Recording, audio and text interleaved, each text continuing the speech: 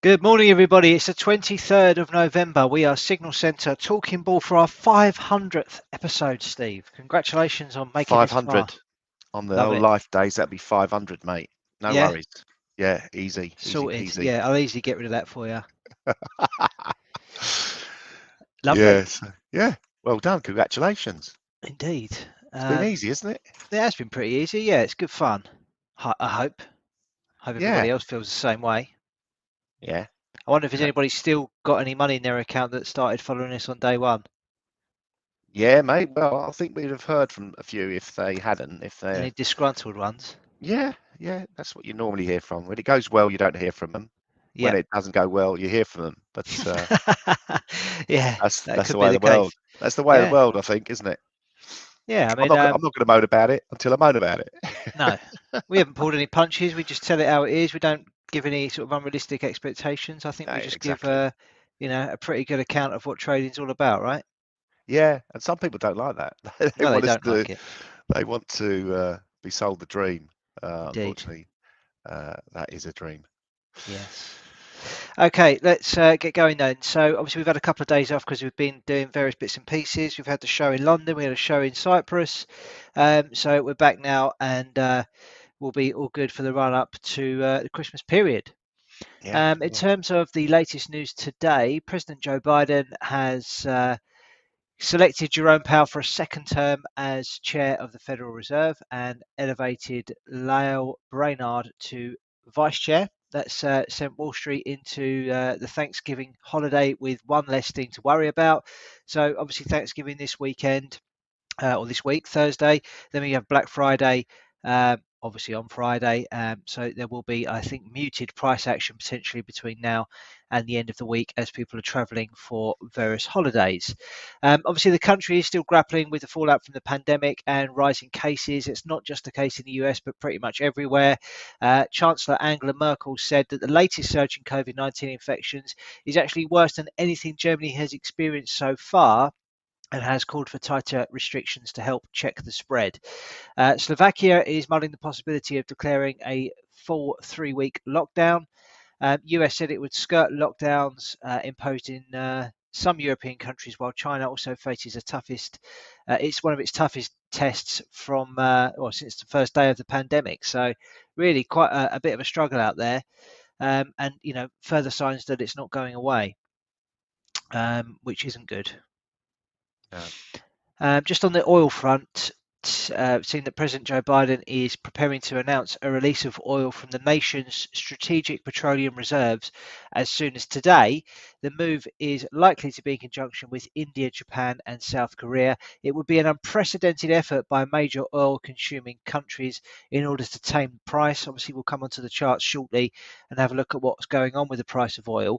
But that's a pretty big move, Steve. And I don't know if you're seeing any sort of indication of that on the prices or on the charts over the last couple of days, but we'll come on to that shortly. Um, you ready to get stuck into some charts? Yeah, sure. Yeah, I've I've sort of been doing a little bit of homework this morning. I've done a trade of the week this week. That's actually WTI crude oil, so that's interesting. Nice. And also done the daily Bitcoin. So I'm feeling like I can actually make some sense out of these charts, Oh, which come then. You've talked is yourself up now. I have, haven't I? Yeah. So let's take a look at this is a weekly chart in WTI crude oil. We've had this impulsive move higher, and we topped out at $85. The reason that $85 is there because I was looking at the monthly chart, which is quite interesting also. So this monthly chart showing the impulsive move higher. We've got this downward trending resistance line. Obviously, the highs way back in 2008, that wonderful time of the financial crisis that everyone can look back at with pride and joy, and especially all the bankers that caused it, and the governments and everything that have like maintained. I'm not going to rant. Yeah, sort of like kick the can down the road. So here we are. This is downward trending resistance line. Broke up above it clearly broke it in May and continued higher. Took out the previous swing high in 2018 of the October prices, but we are now back below it. So quite interesting, but really feels like we could have topped out. And obviously, Joe, you know, opening up the reserves and offering this this oil out to the wider world will have an impact on this. We've sort of moved down from the 85 level down to $75, so a $10 move down just over this past month. Looking at the daily chart, that showed a clear bullish channel. We moved higher. We broke down below it on the 3rd of November. We retested it on the 10th and then formed a bearish outside candle, which was obviously quite dominant, and that has continued to dominate the market and pushing us back below this peak that we saw in July of 76.35. So that's acting as resistance now. We can see the 76.35 is quite a pivotal level. So if we can manage to keep prices below here, there's potential for further downside. We've got levels. The most interesting one for me would be the 61.8 fib. That comes in at 70.58. So $5 to the downside potentially there. So that's something to watch. One of the interesting things also is, can't show you there. Let me see if I can show you here. I looked at this on the WTI crude oil. New sentiment has, we can see from the 10th, new sentiment did turn lower. Now this blue line down here is an EMA. It's a 7-day average of the new sentiment. So obviously you can see here, we've got like the last 24 hours is positive, 100% positive, but over the last 7 days, we're actually negative, and price action has followed this new sentiment down. So new sentiment is negative, and we could even see, will we see this? We can see this, maybe this is when maybe Biden's story came out that he's going to release the oil reserve. We see this absolute plummeting of new sentiment. So that sort of like bullish feel good factor dissipated and collapsed. That's over an hourly time frame. So shows the new sentiment over the last 48 hours, in fact. So that's, from that perspective, pretty negative also. So that's marrying up with the charts. Further downside is expected. Brent crude oil, similar sort of price action. We bounced off 77.44, but stalled, and looks like some bearish momentum gathering pace. So further downside again in that. Natural gas remains in this constructive, I would say it's slightly constructive formation. 475 for me is pivotal. A break below and a close below there on a daily or weekly basis would be negative, but we're finding support on the natural gas side of things around this level. So this is a descending triangle formation, and really could be a continuation. We have to wait to see which way it breaks out. Could be signs of a continuation higher, but we have to wait and see. Bearish momentum is stalling, so potential for a bit of a move to the upside on that. Gold, what's happened to gold? So while I've been away, the bulls have been battered. We saw the market top out on the 16th of November around about 1875, which was a high all the way back earlier in the year in January 2021. We saw this act as a decent resistance before the sell-off. It then proved quite a pivotal point again back in May, and now that price action has rejected that, there will be a little bit of panic in the market. That could be possibly down to dollar price action. Joe will come on to that at the moment. All I saw was a really strong dollar, so that could be impacting on that price there. So we've broken back below this 1834 level, which for me is really important. And if we maintain price action below there on a weekly close, then further downside is expected, and this 1677 hasn't been shaken off yet. Looking at cryptocurrencies, again, similar sort of negativity in here. On the weekly chart, we have we posted a shooting star, which we highlighted a couple of weeks ago. Last week's price action resulted in a bearish engulfing candle, and we've really been pushed down below this band of resistance we have between 60, well, and it's between 60 and 69,000 now, so we can expand that a little bit further. So that's definitely a level to watch. The 60,000 level for me is key, we're knocking on the door of well, let's get the daily chart up to give a little bit more of an accurate number on here. 55,637. We've tested that level on the 28th, and we bounced back above it. But at the moment, it's under pressure. So a break and a close below 55,688 on a daily basis would be negative for me and open up a potential move to 52,700. Also, we've got some fibs to think about. Let's do it on a 4-hour chart because I just cancelled them off. So really, for me, this real impulsive move higher occurred here. This brings in the 61.8% level, which I think will be key. We had a spike low down here on the 10th of October. That comes in at 50,800. So that's where I think it looks like we're targeting. The trend, obviously, we're below the Ichimoku cloud, so the trend is clearly downwards. We can draw probably a nice channel in here.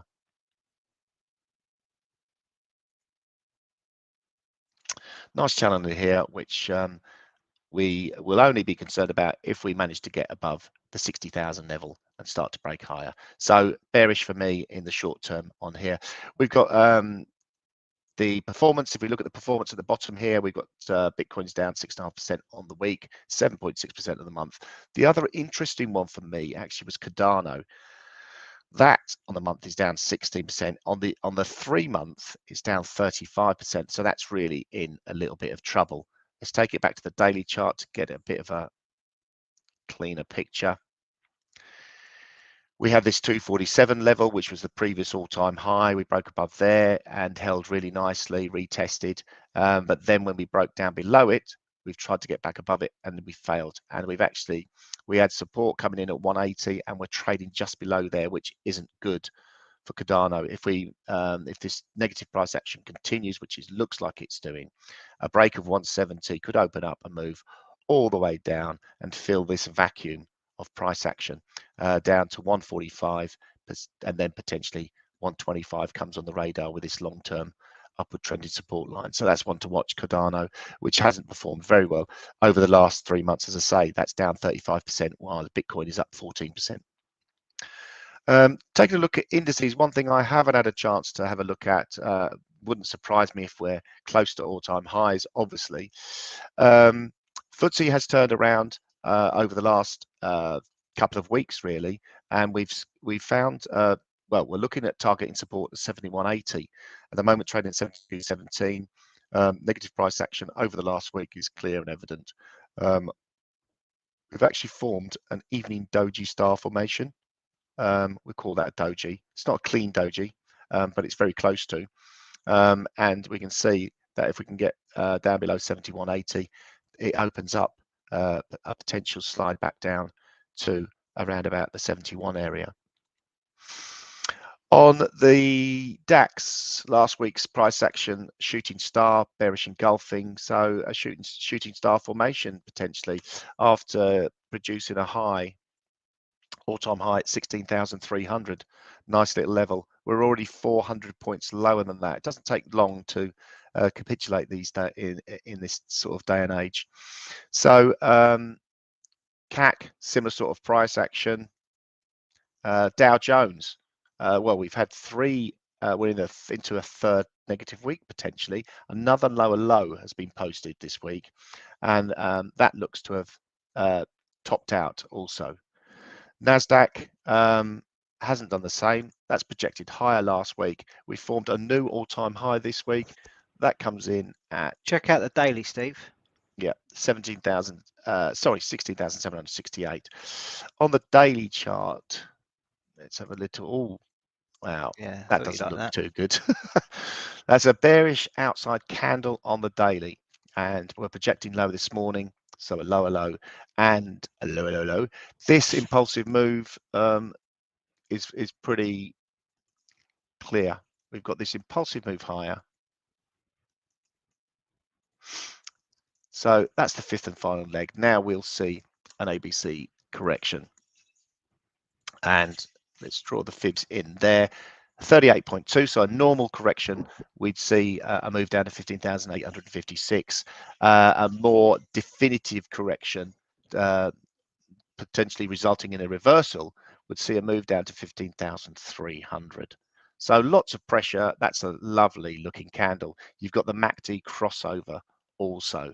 However, obviously the MACD crossover is, with bullish momentum. So it's not as, it would be great to see a MACD crossover below the zero line. That would really concern me. But obviously the move higher doesn't allow that. But it is a crossover nevertheless, and bearish momentum is evident. So look out, NASDAQ. S&P's shooting star candle after posted yesterday, after posting an all-time high, 4,744. Doesn't sound like an all-time high number. Remember that time when it traded 4,744? No, not really. But again, we can see this impulsive move higher has been pretty decent. And again, looking for a retracement on the S&Ps. Normal retracement, 4,563. That lines up pretty nicely with the previous all-time high and where we corrected from on the early September. And if we do get a 61.8% fib retracement, we're looking at 4,450. So yeah, it doesn't look great. Really need to clear the low 4,631 to be concerned. For the NASDAQ, that low comes in at 15,900. So a break of there would be really ominous for the US indices. I think we could leave it there and go on to FX, Joe. Yeah, nice one, Steve. Okay. So dollar index continues to strengthen. No signs of it slowing down at all. So this is the daily chart. This is the bullish channel that we've had it drawn on the charts for a number of weeks now, probably months. It's burst through the upper end of that channel and also taken out that 50% retracement level at 96.09. So looking really strong. Yes, there's been a little bit of a pullback today, but yesterday the move higher was very good indeed. So no sign, in my opinion, of that slowing. I mean, there could be some coming off the top, to take some profit on that, or a calling of the move, but looks like it's going to continue heading up to our next target at 97.72, which is the 61.8% fib retracement of this entire move here, from the highs that we posted back in March 2020 down to those lows that we posted at the early part of 2021. It's also the measured move of this first move to the upside, in which I sort of call the double bottom. So one bottom here, two bottoms here, neckline here, projected higher, comes in bang in line with that 61.8% level as well. Steve, if you need to drop off because you've got another call, that's fine.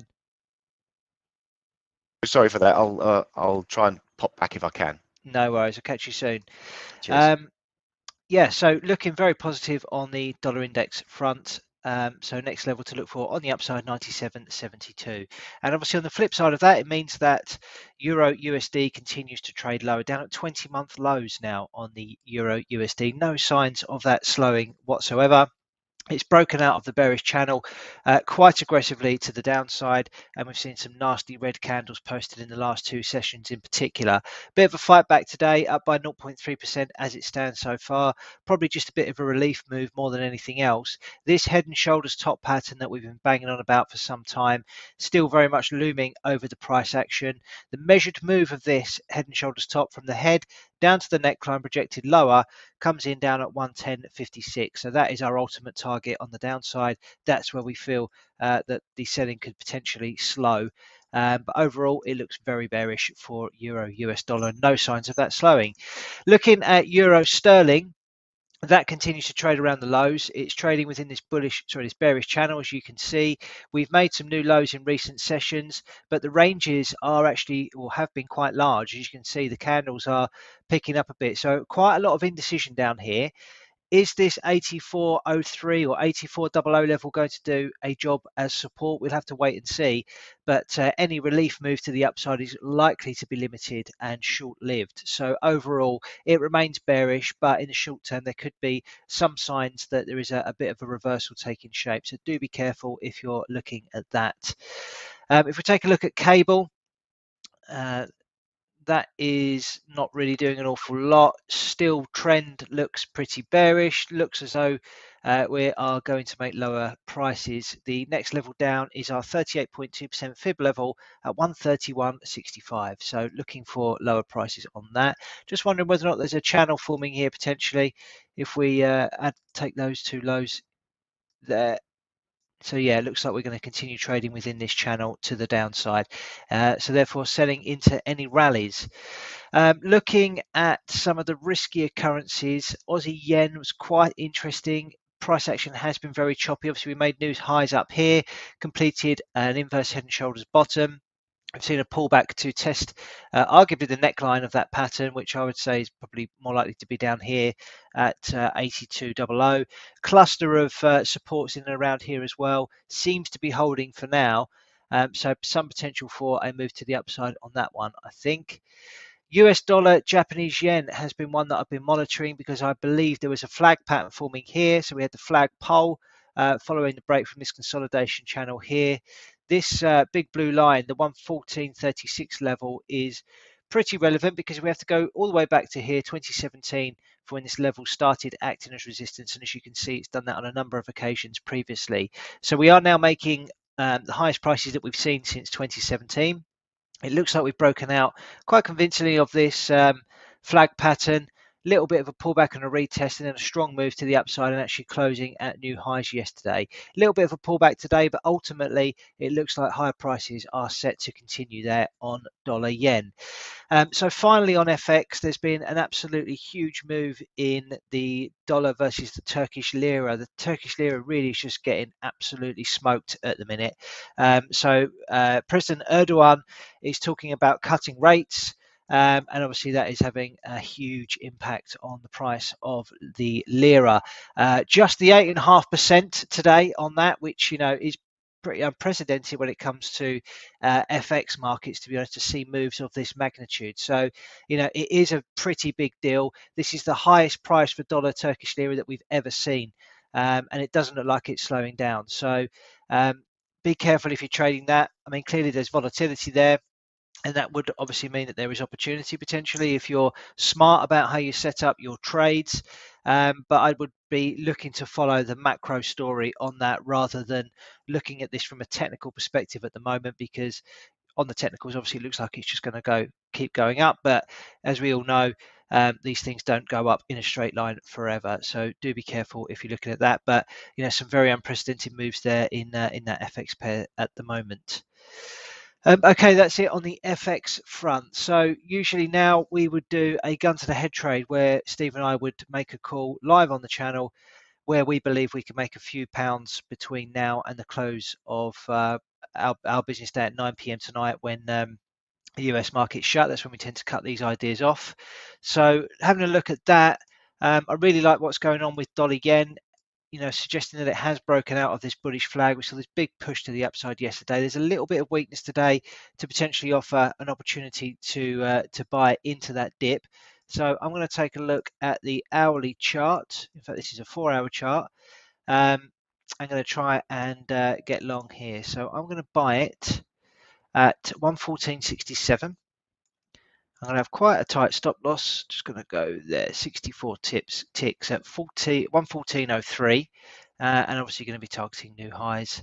Let's go 117.00. Would obviously need a very big move to the upside. We're talking over 200 ticks today, so very ambitious. But I want to give it a chance. If it does want to continue moving high, and there is any sort of jolt for any reason, then obviously that would be quite a nice payoff. So looking for 3.7R return on that one today. If that plays out as I think it potentially could. Okay, so numbers today to watch out for. They have been ticking across the bottom of the screen, but in case you missed it, between 8:15 and 9 a.m. we've got PMIs from all over Europe. We've got France, Germany, and the Eurozone. At 9:30, so only in 17 minutes' time, we've got the UK PMIs. The services PMI is expected to fall to 57.8 and the manufacturing PMI to drop to 56.9. And then at 2:45 in the US, we have their PMI numbers. The manufacturing PMI is expected to fall to 57.2 and the services PMI to fall to 58.2.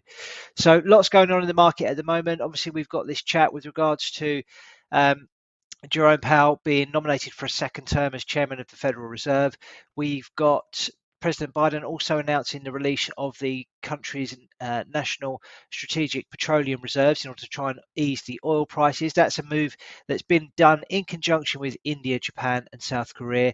We've obviously got the COVID story, which is ongoing, and it doesn't show any signs of slowing. So keep your wits about you. It is expected to be a bit of a quieter week this week because there's lots of traveling going on in the US for the Thanksgiving holiday, which is obviously on Thursday, and then obviously we've got Black Friday on the Friday this week as well. So keep an eye out for all of those bits and pieces. We'll be back tomorrow for episode 501. Until then, trade safe, everybody, and have a really great day. Goodbye.